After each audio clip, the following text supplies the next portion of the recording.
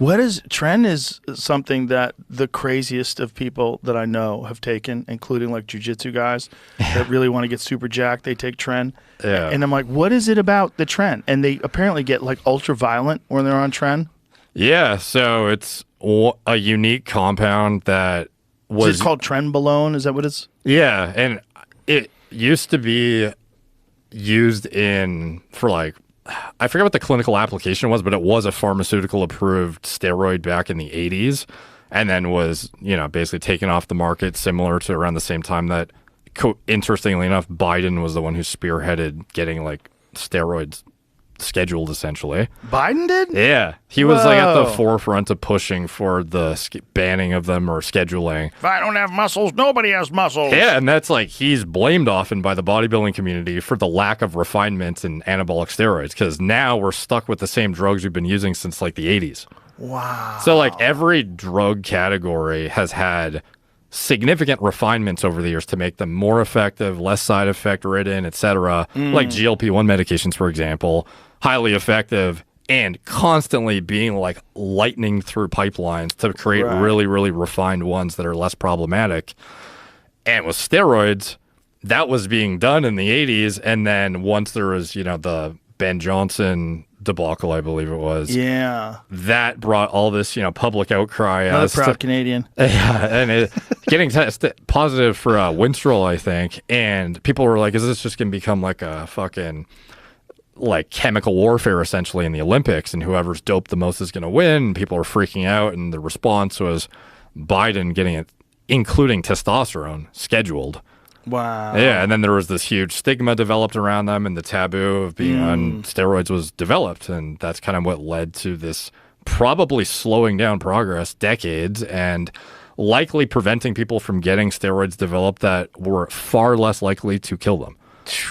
Yeah, so we could have like really refined, highly effective compounds by now that don't make your heart explode if they just continued, probably. Well, I know that one state, I think it was Oregon, essentially decriminalized everything. I think they've taken that back now, because I think it was like Oregon's a disaster anyway, Portland in particular. Like you go there, it's just needles and drug addicts, and it's like open air drug marts everywhere. Because all the homelessness and the camping on the street, the tent situation there is fucking nuts.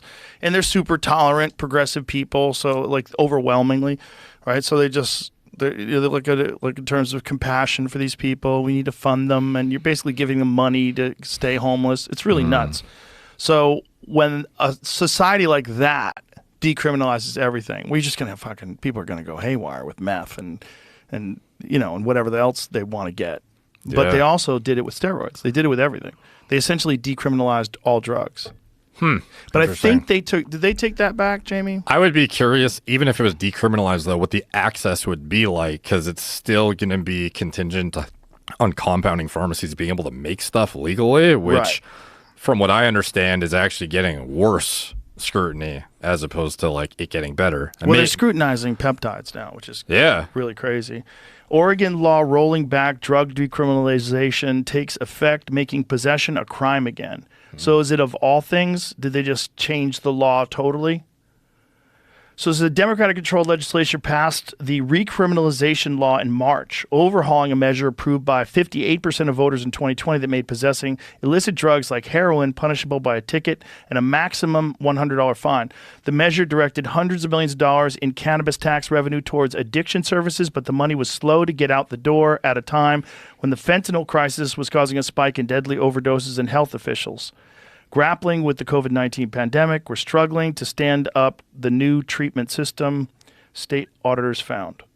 Okay, so they just couldn't keep up with they didn't follow through with the whole idea of these addiction centers and rehabilitation centers.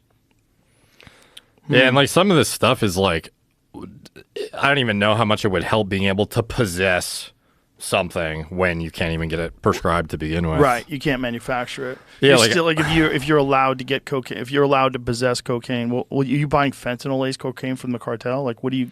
Yeah, like in Canada, it's not I'm pretty sure it's not a crime to possess steroids, but to sell it and distribute it, it is a crime. And there's still no pharmacies that are making like pharmaceutical grade steroids that aren't testosterone. Could a pharmacy make it and give it away? Like if you had some Elon Musk type fucking crazy person? I don't think so. Probably not, man. Right. So if it's decriminalized and you're allowed to possess it, are you allowed to make it? No, I think just like the process of distributing. I don't even know. But I know like oxandrolone, for example, Anavar was recently like banned entirely, and it's been allowed to be prescribed for certain like hyper-specific niche purposes for decades. It's been around since the 80s. And it's banned in America as well? Yeah, like recently it was added to like, it was basically de-approved. But why? Good question. But you can still get the COVID-19 vaccine. Yeah, easily. They'll still tell you to get it. Yeah. They try to give it to kids. Yeah. It's fucked up, man. Yeah. But it's crazy because like how many people are dying from Anavar? Not many. Yeah. Like what's the numbers? It's like, what is it, like Brazil nut deaths?